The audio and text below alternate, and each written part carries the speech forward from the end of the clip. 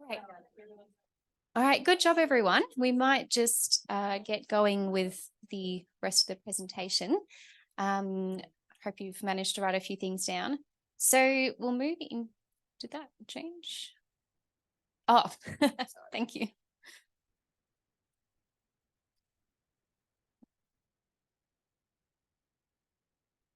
There's a bit of a delay in actually changing on the computer screen. So nutrition and lifestyle, we know, affect these 6 mechanisms over here. So cholesterol, blood pressure, oxidative stress and inflammation, the endothelium, insulin and glucose control, and the gut microbiome. And then we know that these will obviously affect cardiovascular disease. So we won't have time to go through all 6 of them today, but we'll go through the first 4, and I'll talk about the nutrition impact. So starting with cholesterol, can anyone tell me what nutrients might elevate serum cholesterol? I'm looking for 4 nutrients. Yep, so a nutrient. So an LDL would be like the marker or what would go up. Saturated fat, perfect, yep. Trans fat, perfect. I'm looking for 2 more. Cholesterol and fructose as well. Yeah, fructose not as much, but we'll talk a little bit about that. So looking at where these nutrients actually come from, if we look at cholesterol, that comes from, well, it's only found in animal foods because, well, like humans, animals produce their own cholesterol. We don't find it in plants. So red meat and processed meat, chicken, dairy, eggs, these are all high in dietary cholesterol. Saturated fat, well, in the Western diet, saturated fat primarily comes from animal foods, but also ultra-processed foods.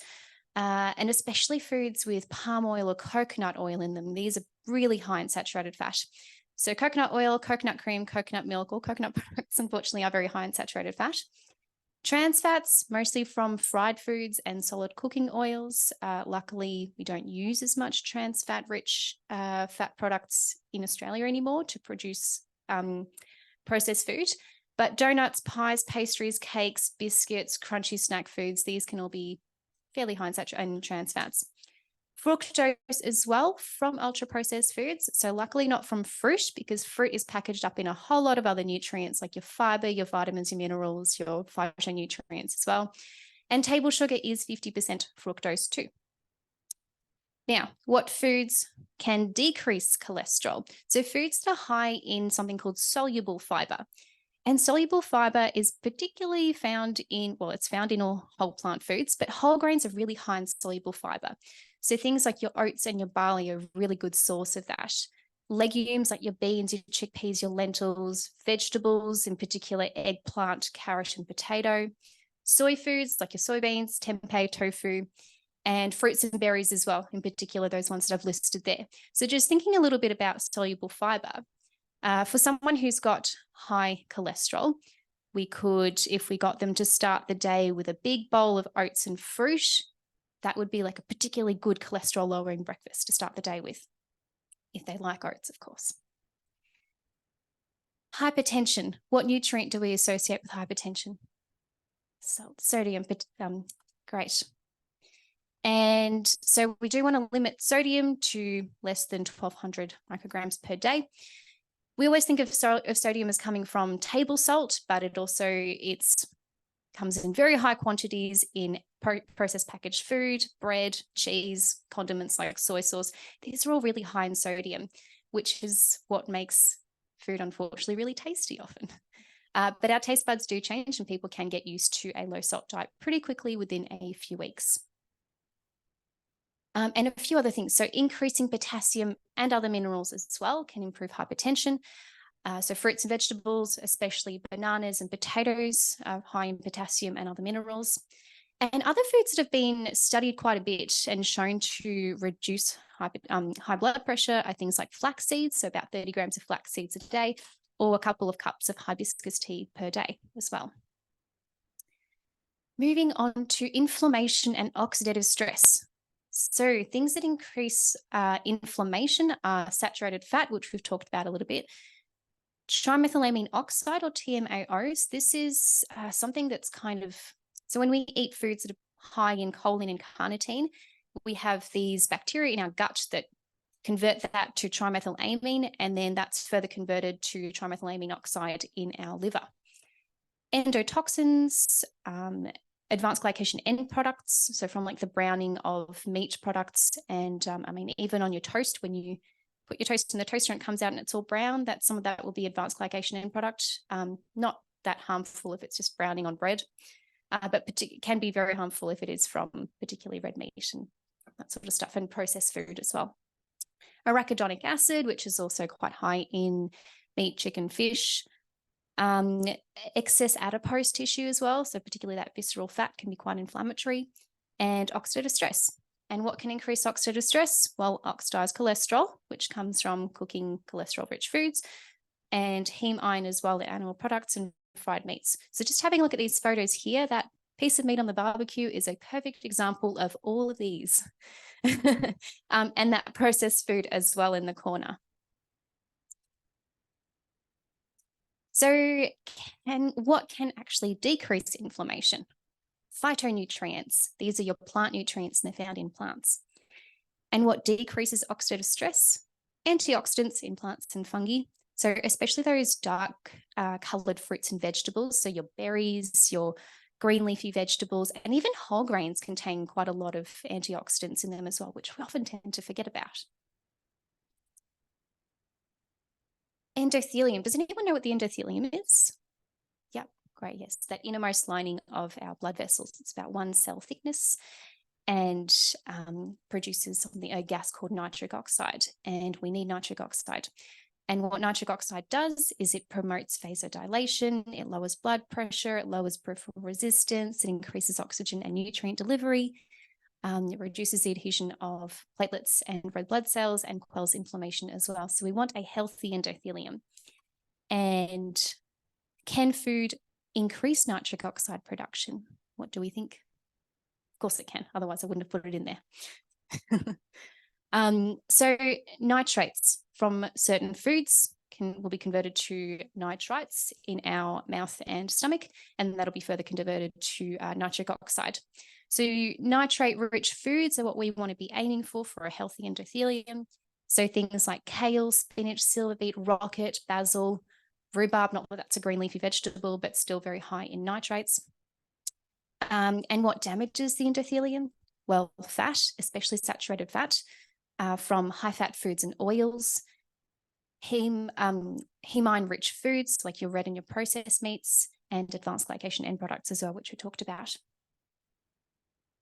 So tying it all together, this is the sort of dietary pattern that we want to be having. So avoiding animal foods and ultra-processed foods, because as we mentioned, they are high in cholesterol, high in saturated fat, high in trans fat, high in fructose, contain either low or no fiber, phytonutrients, or antioxidants, contribute to high blood pressure, promote oxidative stress and inflammation. We want to be concentrating on whole plant-based foods because these are high in soluble fiber, they're high in vitamins, minerals, phytonutrients, antioxidants, and nitrates. They contain all the good stuff. And now there's a lot of research, there's lots of different diets that we hear about. The Mediterranean diet, I'm sure a lot of you would have heard of the Mediterranean diet. It's had a lot of research done on it. DASH diet, the dietary approaches to stop hypertension, vegan and vegetarian diets, the portfolio diet. And really, if you look at all these diets, they all have one thing in common. They're really emphasizing those whole minimally processed plant foods. And if you put all that together and just concentrate on those parts of those diets that are really helping people with a cardiovascular condition, and you put it into a diet itself, so a whole food plant-based diet, that is where you get the best results. And I've got a few studies here that are quite small writing, but there's some really powerful studies. So really, what is a whole food plant-based diet? It's avoiding animal-derived food products. It's avoiding ultra-processed foods, avoiding oils, reducing salt, increasing your fiber containing whole plant-based foods, consuming soy and legumes, increasing fruits and vegetables, and green leafy vegetables with every meal for that nitric oxide production, including breakfast. Great, and that's just like the plate of what it looks like. So just looking back at our case study, Eloise, so we have talked about everything that we've talked about, all the dietary recommendations are really going to help with all of those biomarkers. They're also going to help with her diabetes, and they're going to help with her weight as well. But if we just give her this information and say, all right, just follow this diet, how likely is she to actually follow it? Yeah, you're right. Probably not very likely. So there's quite a few things that we can do. So really the next section is all going to be about how can we actually approach nutrition counseling. And this is like a huge topic in itself, but I put in some things that hopefully will be valuable to you all. So, the first thing to note is that people with vascular disease are usually very motivated, especially those who have had a cardiovascular event. And cardiovascular disease is reversible, and I think that patients do need to know about that, and then that's in their hands what they do with the information. But they also do need support, so make sure that you refer them to health professionals who can help with that as needed, and always follow up on them as well. Barriers, and there are like a lot of barriers to this sort of stuff. The key challenge is to really understand the patient and address those behavioural patterns and motives underlying our patients' daily dietary decisions. So we're going to be looking at these three things. We've got motivation, capability, and opportunity, and the barriers in that, and we'll talk a little bit about how to overcome some of those barriers as well. So motivation is really that desire to change. So why does the patient want to change? And with Eloise, it was for health reasons, because she wants to live an active lifestyle. She wants to be there to see her grandchildren grow up. She's got two on their way. And the patient needs to know why the change would benefit them. So that's why you ask them. And you can keep asking why as well. Has anyone heard of the trans-theoretical model? Yeah, great. I'm assuming you've all done some motivational interviewing things. Great. So this is really to help the practitioner identify the types of information that are likely to be most useful to the individual. So for example, giving someone who's still in that pre-contemplation stage some motivational material. So if we have a look here, this is a great table. Oh no, sort of, that's the reference there, but it's come across there. All right, so if we're looking at someone, if we're speaking to someone in the pre-contemplation stage, really just like some of the techniques that you can use are just asking the patient to reflect on their discussion that they had with you, and asking them to, you could also ask them to monitor their dietary behavior. Keep a food diary or something to see, so they can see actually what they're eating. Because a lot of people, when you talk to them the first time, they go, oh, my diet's fine. But most people actually have no idea what they're really eating until they put it into a food diary and they go, wow, I had no idea I was eating that much of this or that little of that. Then the contemplation stage, this is where the patient might begin to show a bit of interest, and they ask questions. And this is where the motivational interviewing techniques are really particularly useful to get the patient, like start encouraging the patient, and you can start asking why as well, why they want to do things. You can start writing down why change would be beneficial. So, get them to do that with you. Maybe, for example, like the consequences of high cholesterol and why they don't want that. Brainstorm some small steps to get them doing like a small amount of change. So for example, meatless Monday, although I don't really like to concentrate on things not to do, I do try to concentrate on things that they can do rather than just focusing on things they shouldn't do. So I don't know, like mung bean Monday or something. Sounds a bit funny. Preparation stage, so focusing on those concrete behavior changes and anticipating barriers as well. So if this were to happen, then what are you going to do? So getting them to identify how they could overcome those barriers as well is going to be particularly helpful. Action. So when someone is actually planning to change, like, yeah, I'm ready to change, like, let's do something about this. Helping them make those changes, getting them to like develop a plan with them, and anticipate that there will be barriers, because there always are. And often people don't really know what barriers they're going to face until they face them. And always scheduling accountability and reviews. And maintenance. So even once someone is doing, even if they're following this diet like 100%, and I have seen this quite a lot, and they go, yeah, I'm going great, like I've been doing this for 4 months, and then Christmas comes about or Easter, and then they just fall off. So you just got to anticipate those barriers and keep them accountable and get them coming back to you and offer them more support as well. Because unfortunately, we do live in an environment that is not very supportive of that. Even when you know, if you turn on the TV and there's ads for things, they're always enticing us to want to eat those foods that are not going to be beneficial. Now, in terms of some of the biggest barriers that I see would be things like taste, habits, and identity. The biggest one is probably taste, really. A lot of people just sort of, a lot of people aren't really used to eating a wide variety of plant foods. And when you tell them, oh, a whole food plant-based diet like this is going to be really beneficial, if they're used to eating, you know, that traditional Western diet that's got your meat and 2 veg and maybe like some sort of carbohydrate on the side, like this, they're going to be thinking, oh my God, the vegetables are always that boring part of my meal. Is this what I'm going to have to be eating for the rest of my life? This is a really bad photo, just like put it in.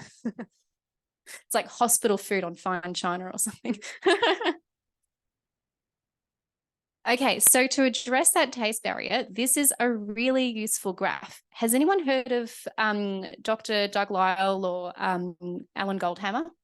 Okay, they're great. They wrote a book called The Dietary Pleasure Trap, and it's all about the changing your taste for things. So this graph here is showing you, so if you have a look on the left, when you're having whole natural plant foods, your taste buds like that and you get a normal amount of pleasure from that. So for example, kangaroos who are out in a paddock and they're eating grass, they get a normal amount of pleasure from that. Now for us, when we start to introduce that junk food, that hyper palatable, ultra processed food that's high in fat, sugar and oil, all the delicious stuff, we get this enhanced pleasure zone where it's like so good. But over time, if we continue eating these foods, we end up getting a normal amount of pleasure. And to get that normal amount of pleasure from our food, we need to be eating these hyper palatable foods. And then we reintroduce in those healthy whole plant foods and we get this suboptimal amount of pleasure. That's why a lot of people don't really like eating this sort of food, because they're so used to eating that hyper palatable food. But then the good thing is that over time, your taste buds do get used to it and you can end up getting the normal amount of pleasure from that again. You just got to not start to eat the junk food again, because then you start again from square one. Capabilities. This is the physical ability and cognitive skills. So thinking of cognitive skills, it's really that some of the barriers would be like health misinformation, which is particularly among heavy meat eaters. And a lot of people sort of think that you can't get certain nutrients from plant foods, which is the opposite. The ability to identify what plant foods are. So believe it or not, I have had people come to me and say, oh, I've been eating more plant-based. I'm eating tuna for lunch. Like, that's not a plant. Knowledge and skills to prepare foods. A lot of people just actually don't really know how to prepare food. Too difficult or time consuming, finding recipes that they like, especially if they've grown up in a household that doesn't really have a wide variety of plant foods. That might not fit into their daily routine as well. So it is a lot about habit forming as well, which can take a while and take quite a bit of time and effort as well. And too much of a change in taste and texture. Physical capabilities. So if someone's disabled or elderly, then they're probably not really going to be able to go to the shops and prepare food for themselves as easily as someone else. Opportunities. This is the social and physical environment necessary to follow a plant-based diet or plant-predominant diet. So physical opportunities, so the availability and convenience, time, cost, perceived cost.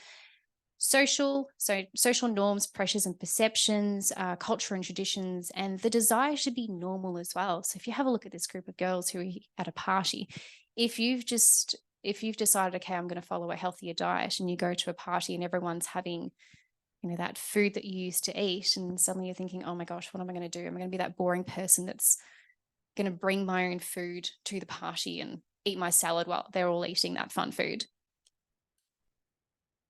And okay, so how to overcome some of these barriers. I won't be able to go through all of the barriers, but just some of the ones that I think stand out are convenience. So we have a lot more unhealthy convenient food than healthy convenient food. But in terms of putting meals together, like canned legumes, they're very cheap and they're also very convenient. Frozen vegetables as well, cheap and convenient. Microwave pack up rice and quinoa, not necessarily the cheapest thing, but they are convenient. You just throw them in the microwave for a couple of minutes. Microwave potatoes, so you can actually just put a potato in a bowl of water and microwave it for a few minutes and it'll cook. Supermarket salsa as well. So a really easy meal to put together would be, you could either get like a packet of rice or quinoa or a potato, microwave that, and then throw on some frozen vegetables, obviously cook them, like warm them up first, and legumes as well, and pop on some supermarket salsa. And then you've got a healthy meal. The salsa is mostly for the flavor. And then maybe some green vegetables as well on the side. Time, so batch cooking. So a lot of people spend every night cooking and they're like, oh, I don't have time. I'm like, well, if you batch cook meals, then you don't have to cook every night. You can even cook for like 3 or 4 meals at a time and have them like some other days throughout the week. Grocery shopping deliveries. So we know that Coles and Woolworths do this. Prepared meals as well. So there are a couple of meal delivery services that do fairly plant-based meals. So Garden of Vegan and Solara do this. And then in terms of addressing cost, it's not really, I mean, it can be barrier, but legumes, potatoes, whole grains, these are really cheap, especially when you buy them in bulk. Like a bag of dried legumes is really cheap compared to meat. And buying food that is less perishable as well. So frozen vegetables rather than fresh that can end up, creating a scientific experiment in the fridge. And I think I've only got like a couple of minutes left, but I just want to quickly give you some tools. The 4-leaf survey, which I think you've got some on your table, so you can probably read through that and try it yourself. Try it on each other. It basically just gives you an indication of how adherent yourself is to a plant-based diet. And then quickly want to go through some simple ways to get started that I think are really useful for patients. So it's not necessarily an all or nothing sort of thing. It can be a slow transition.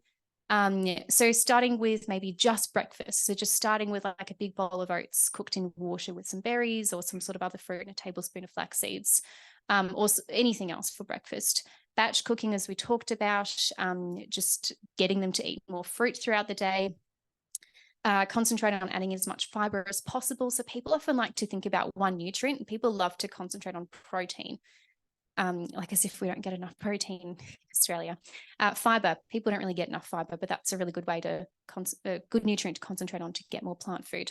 And then food swaps as well. So, I mean, if any of you want to take a photo of this, just swapping different foods. So refined grains for whole grains, meat for legumes, or even adding in some legumes into something. If you're making like a soup or a stew, just chuck in a can of legumes. It's always a really good way of getting more fiber and more nutrients.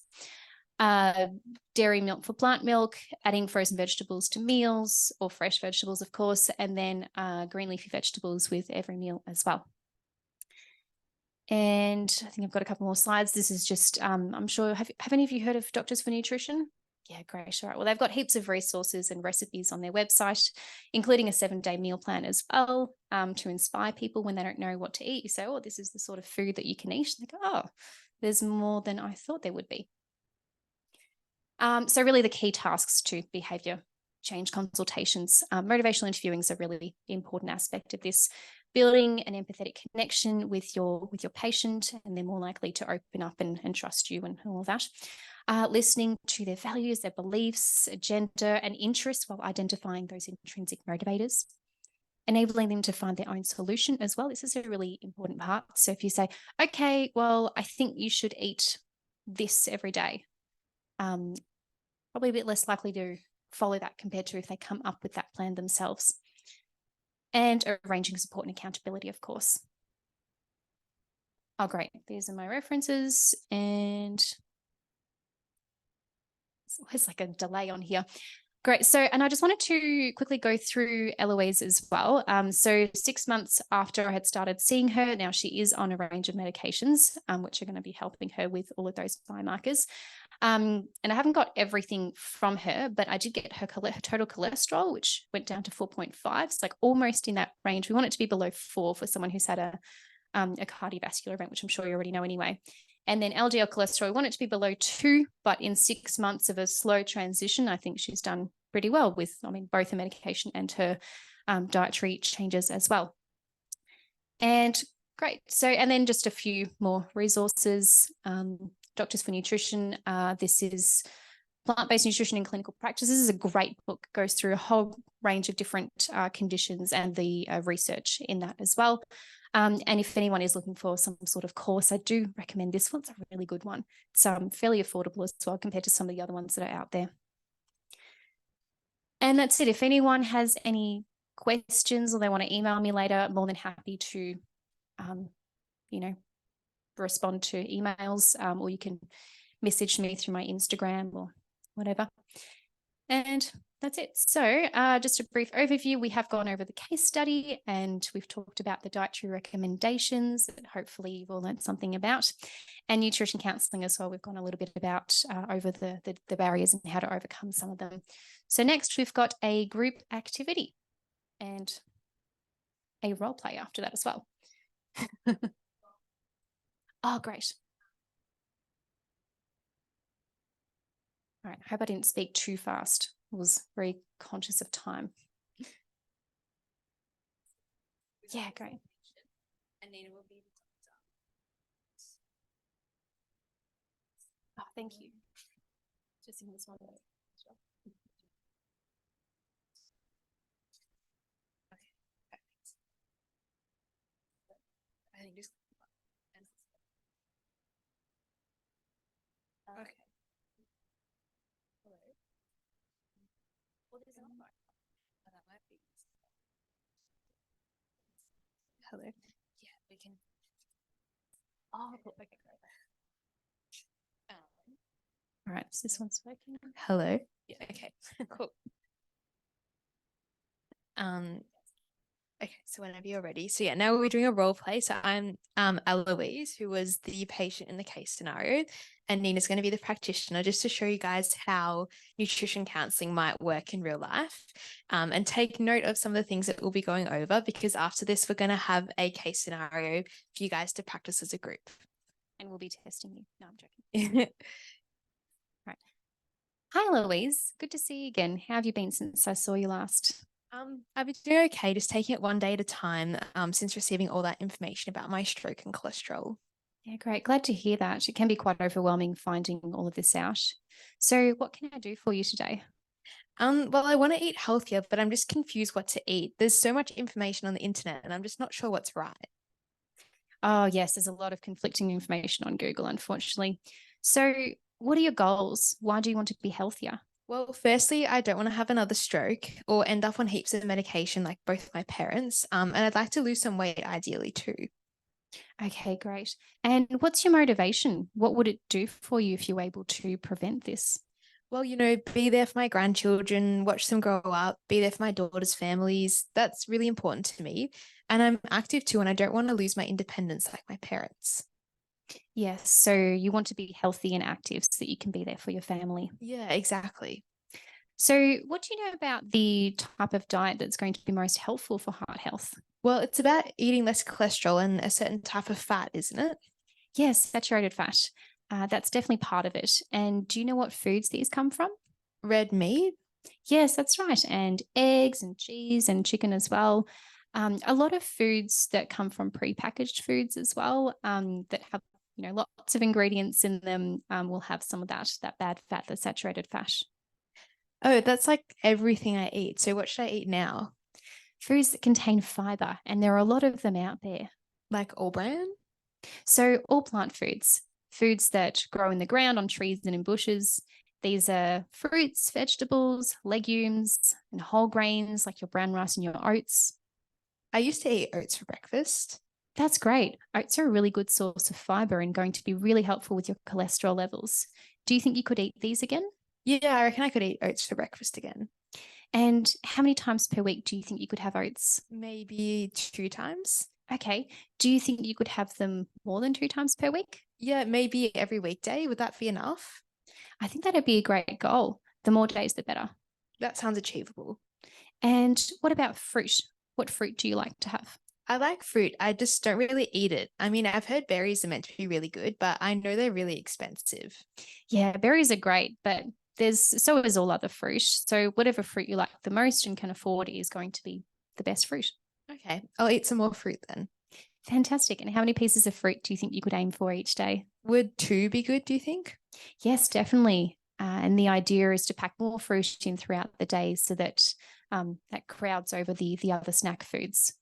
When would you have the fruit? Maybe both in the afternoon. Great. And could you add some to your breakfast? Yeah, that's a good idea, actually. I'll do that too. So at least 2 pieces of fruit each day and oats for breakfast at least 5 days a week. How does that all sound so far? Is that doable? And do you think you could make a couple more changes? Yeah, I think that's very achievable. I'm just not really sure what I do for lunch and dinner though. Yeah. So what sort of food do you normally have for lunch and dinner? Well, dinner's normally a proper meal that I cook for Pierre and I, like chicken soup or spaghetti bolognese. And because I work from home for lunch, I normally have a ham and cheese sandwich or something easy. I don't really have time to cook something different for lunch. Yes, cooking can be quite time consuming. So thinking of those 4 food groups, if we have a look at this food plate over here, fruits, vegetables, legumes, whole grains, small amount of nuts and seeds. How do you think you could go about including legumes and more vegetables into your meals? Well, I don't really eat legumes. So I don't really have an idea. Yeah, so what about using legumes instead of minced beef can work really well, or adding extra vegetables, even if they're frozen, can be quite easy. Are lentils expensive though? Compared to beef, they're much cheaper. Oh, okay. I'm just a bit worried though. Like, will I get enough protein? Great question. And we often think that protein is what we get from meat, but all plant foods, so your fruits, your vegetables, your legumes, your whole grains, and your nuts and seeds are all made up of carbohydrate, fat, and protein. So protein isn't all of these foods, and legumes and whole grains are a particularly good source of protein. Plus, there's lots of other health promoting nutrients as well that you get from legumes. Oh, okay. That makes sense. And what about potatoes? Are they bad for you? Oh, potatoes are great. Lots of good nutrients in them to lower your cholesterol and help you lose weight as well. But as long as they're not fried or cooked in oil. So either baked as is or with no oil or boiled or microwaved would be great. Oh, great. I used to avoid potatoes. So would a ham and cheese sandwich be bad to have for my cholesterol? Yes, not great for your cholesterol levels, but also very high in salt, which we want to avoid for your high blood pressure. I could make a couple of suggestions though. Yeah, okay. You could make a hummus and salad sandwich in whole grain bread, or you could buy bags of salad mix to put in the sandwich, or could you make a larger dinner and have leftovers for lunch the following day? Yeah, I think that would be quite easy actually. I could have leftovers. Yeah, great. So the goals that we have so far are to have oats for breakfast with fruit for 5 days a week, at least a couple of pieces of fruit throughout the day, using lentils in your bolognese instead of minced beef, plus some added vegetables, which can be frozen, and making enough food for dinner to have leftovers for lunch the following day. How does that all sound? Yeah, I think that sounds like a good amount of changes. Yeah, great. And when I see you next, we can assess how you're going with all these changes, see if anything is too difficult, and see if we can make some more changes to really improve your lifestyle as well. Okay. And would you like some resources, including where to find heart healthy recipes from? Yeah, that'd be really helpful. Thank you. Great. Well, thanks, Eloise, and I'll see you in a couple of weeks. Great. Thank you so much. See you then. Awesome. So hopefully that gave you guys a good example of what a consult might look like. So now Emily's going to introduce our case example that she's come up with, and we can have a bit of a practice as a group, trying to think about what questions you might ask the patient and how you might counsel them to make change, take into account the various barriers that might be present. So I'll pass over to Emily.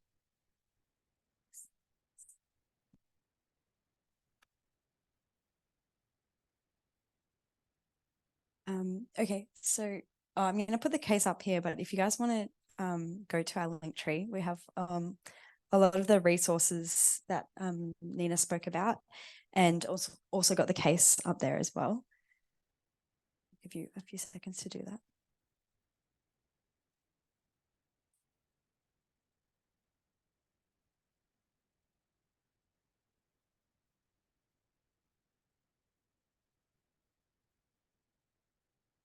Okay, so now I'll introduce the case of Alice Hart. It's quite similar to the one that Nina went through, but this is Alice Hart. She's a 65-year-old female, a retired hairdresser, and she lives alone. So she's been experiencing some symptoms of dizziness, shortness of breath, and feeling generally unwell for the last few weeks. She saw her GP 1 week ago, who recorded her blood pressure as 160/95. And following this, her GP asked her to monitor her symptoms and record her blood pressure 3 more times during the week and to come back in a week's time to see how she's going. So Alice did that, and her recorded blood pressures are there. And she experienced the same symptoms, no worsening with the symptoms. So this is her follow-up appointment with the GP. Got your examination and some investigations that the GP did there. Noting that she's got an elevated cholesterol, elevated triglycerides as well. And now moving on to her family history, her husband passed away from a heart attack, but other than that, she actually has no family history of cardiovascular disease. In terms of her current and past medical conditions, she's got osteoporosis, she had a left knee replacement, appendix out, gallstones, and also note that she's a celiac. She's on a couple of different medications, and then her social history, she is a non-smoker, doesn't drink alcohol, volunteers at a local library, sees family once a week, but with all of this, she doesn't really get that much exercise either. So as we sort of did at the beginning, I want to pose to you guys what barriers you think Alice has in terms of having access to good nutrition, and what other things in terms of like her social history, or even some of her medical conditions might pose as a barrier to her. If you guys want to discuss in groups.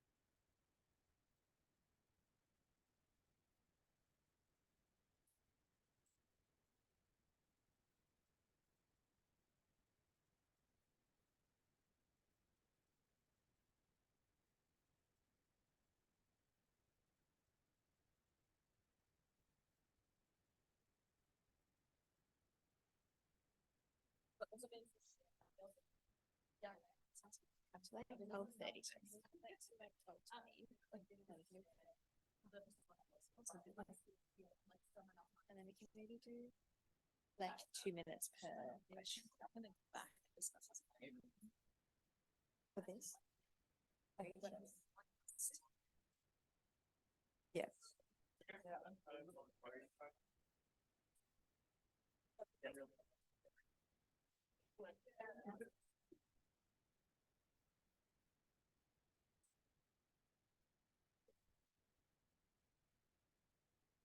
Okay, I think I'm hearing some good discussions. We might get some volunteers to offer up some answers. So what barriers have you guys come up with? Maybe we'll start over here. So she lives alone. Yeah. So that might be a barrier. And then also her past Mhm. Yeah, that's good. Do you guys want to say something?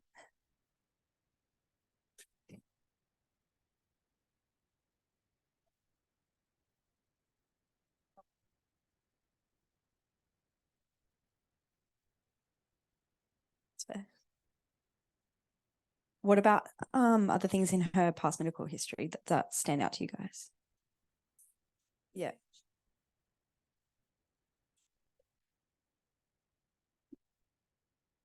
Yeah.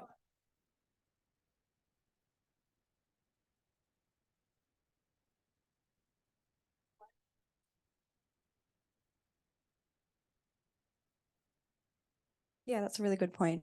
So yeah, I guess like that's one thing I wanted to highlight is that patients come to you and they might have certain dietary requirements, like yeah, she's celiac, and it's important to take that into consideration in terms of, you know, what resources are out there to give to patients to help them if they have certain conditions like this. You know, she's going to have to make adaptations with different recipes and that. So it's good to be aware of different barriers like that. Does this table want to make any other comments?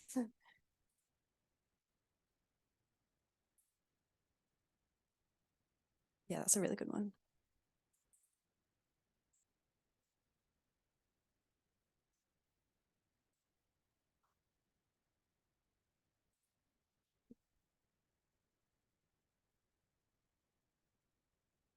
Yeah, yeah, that's really good. Yeah. She just had an episode, of course. Yeah, exactly. Yeah, definitely. And now we might just have a quick discussion about like what are some of the enablers that are actually like positives in her case. If you want to have a quick discussion.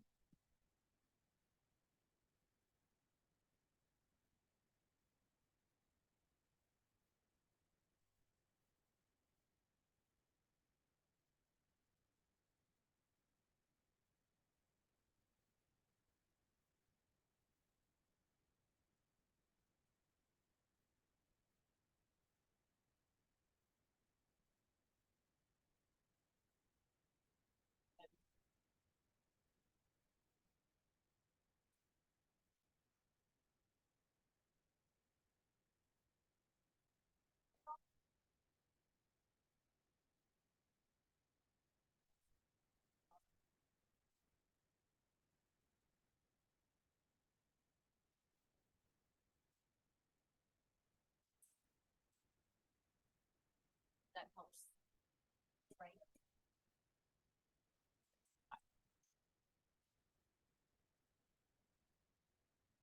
Yeah.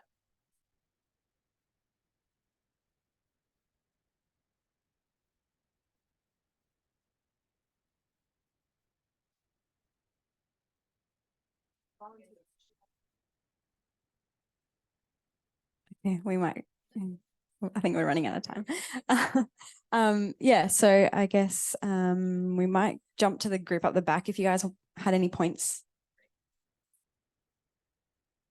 Yeah.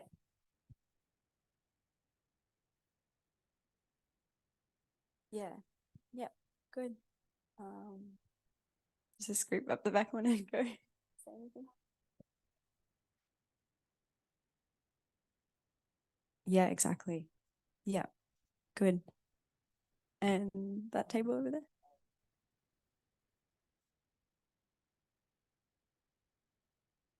Mm-hmm. Yeah. Yeah, good. And I'll probably point out as well, like her family history, she is doesn't have like any cardiovascular family history, so that's a good positive. Okay, so now thinking about how we would counsel Alice in terms of nutrition, sort of bouncing off what Nina spoke about earlier in terms of motivation, capability, and opportunity. If you guys want to brainstorm a few different ways of what you advise Alice in terms of lowering her cholesterol and good nutrition for cardiovascular disease.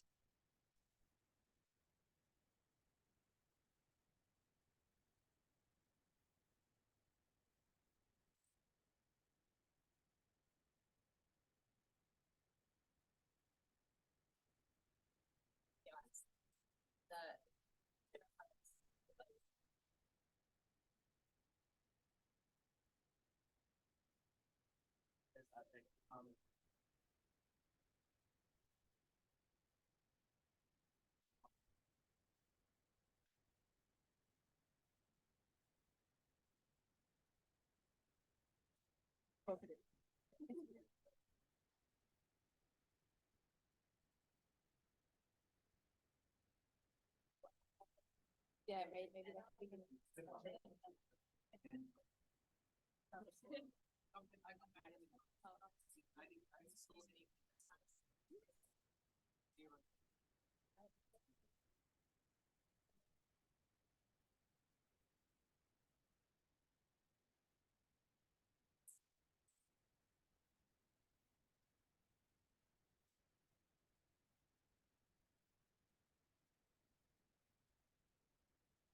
Okay, we might quickly wrap that up.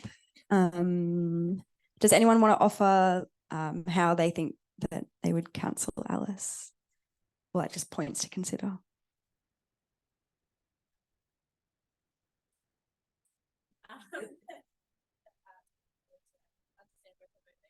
So, like, what she currently, what her current relationship with her celiac disease, she's fatigued at all. Really making some changes that she just needs to slightly modify in order to benefit the cardiovascular health. And finding what she currently does that works for her, and then seeing how. Anyone else? Well, I might ask Nina how we'd go about counselling Alice from your perspective. Maybe focusing on like her celiac disease in particular. Oh yeah, celiac disease is a really can be a little bit tough because sometimes people often think that when you're celiac, you already remove so many foods, and going to something like a whole food plant-based diet just seems really restrictive for people. But it's really focusing on the foods that they can eat, and there are a lot of gluten-free grains out there. I do know a girl in she suffered with MS, and she's managed to put it into remission, and she lives in South Australia. Her name's Rebecca Stoner, and she actually has a website where she develops a lot of recipes that are whole food plant-based and gluten-free. With main meals, like savory dishes, it's very easy. Just it's probably not going to be having any bread because the gluten-free breads are pretty processed. And not great for you. But there are heaps of different whole grains, and there are lots of different starchy foods like potatoes and different types of potatoes, and like buckwheat, all that sort of stuff, rice. And then in terms of when people would do want to make like some sort of what do you call it, like a desserty sort of thing, there are heaps of things out there. It's more just getting the person exposed to that and showing them all the different options when it comes to celiac disease. Yeah. Cool. Thank you. Well, yep, that's the end of the case. Good job, guys. Good discussions.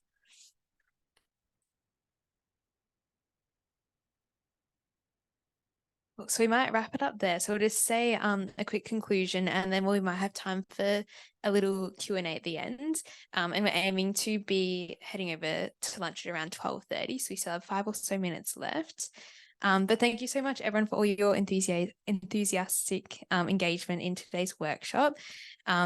And we hope that this has been a good opportunity to upskill yourselves in nutrition and the role in cardiovascular disease. And we'd also like to give a really big thank you to Nina for coming along and for such an engaging presentation. You put a lot of work in, and we hope people have taken something away. And we just have a small gift I will give.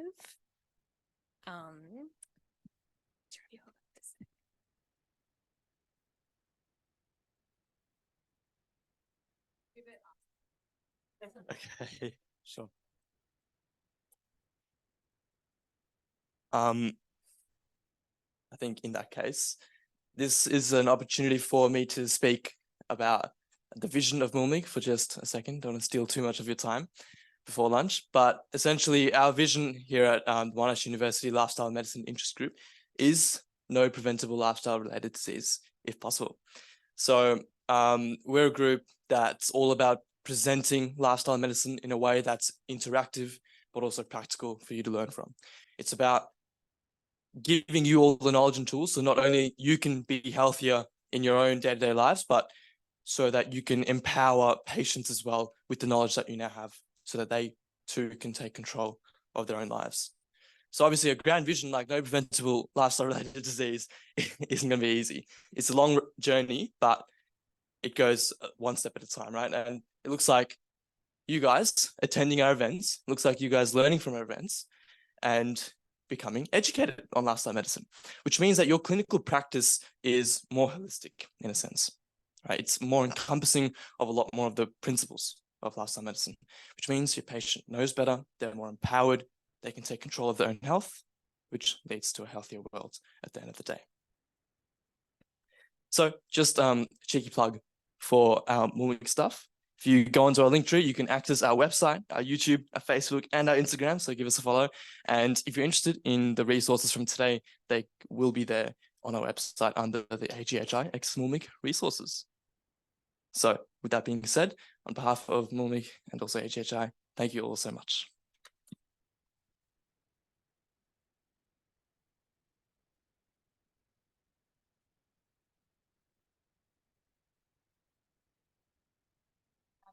How do you go about, like, when you have a patient on nutrition and there is so much out there? How do you go about battling like those kind of ingrained like habits, I guess, of like, you know, that they can't not have milk in a day, or they can't not have red meat without being iron deficient and protein deficient? Because they're big battles against like Yeah. you know. Yes. Firstly, when you are a health professional, people tend to trust you more. But secondly, when they do ask these questions, like for example, the red meat and iron, explaining it to them, and if you do know a lot of the research, that's really helpful, and you can point people in the right direction and explain that to them.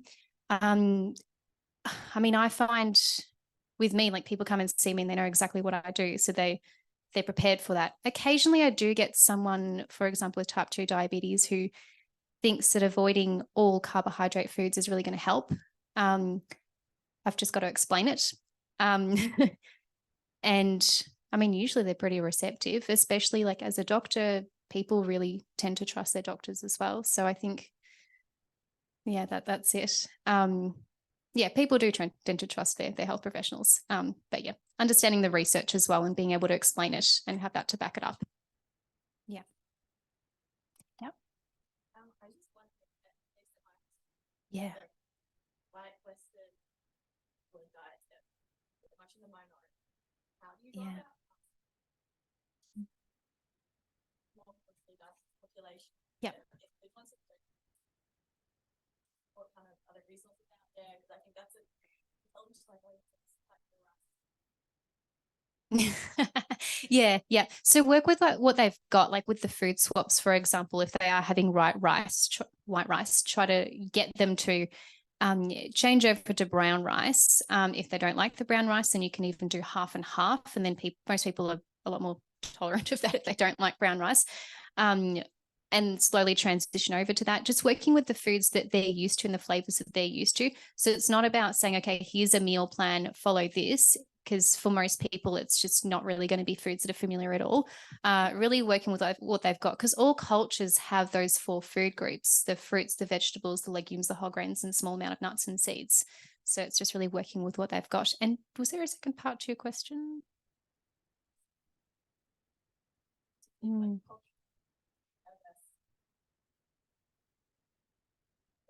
Yeah. No, I've actually looked in other countries to find, because I know that in Australia and America, we have a lot of resources, and I've looked in different countries and a lot of them don't necessarily have that, or they're not in English. So I just don't know whether they're talking about the same sort of stuff. Yeah, not really, unfortunately, but in a lot of the resources that we come across, like at least the recipes can often be quite diverse, because Western food, well, it is kind of a little bit bland compared to other foods. There's always like a lot of different Indian meals, I don't know, Mexican meals, different parts of Asia as well.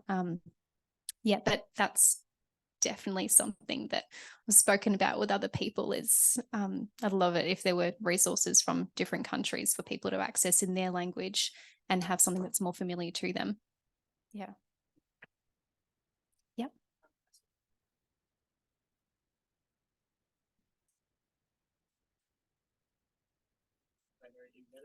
Yeah. Yeah, great question. Yeah, unfortunately, not really much at all. It's very much look, I went to La Trobe University for my dietetics undergrad, and they have a lot of funding from, for example, Cobram Estate, the olive oil companies. So a lot of that came into our course. We even had an olive oil tasting session and learnt about the benefits of olive oil. It's like, oh, this isn't biased at all. A lot of that, unfortunately, comes into our curriculum. The Australian Guidelines to Healthy Eating are being re-looked at and changed at the moment. A lot of research is funded by industry, unfortunately. So that comes into it. Wait, what was the question again? Yeah. Yeah. No, not really. And to be honest, like what we learned in terms of cardiovascular disease would have just been very general stuff. We would have probably just learned about a few nutrients in and it was very much hospital focused. So not necessarily long-term lifestyle stuff. It was very much acute hospital care, which is very different to the lifestyle stuff. Yeah, that's really unfortunate. And I'd love for it to change. Yeah.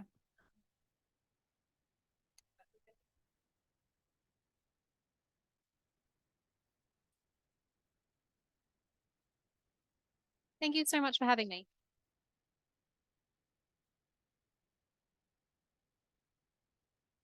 Again for lunch. It's going to be around 1, and we're lucky enough to have all our panelists and speakers join us as well. So hope to see you guys at 1 over there. Thank you.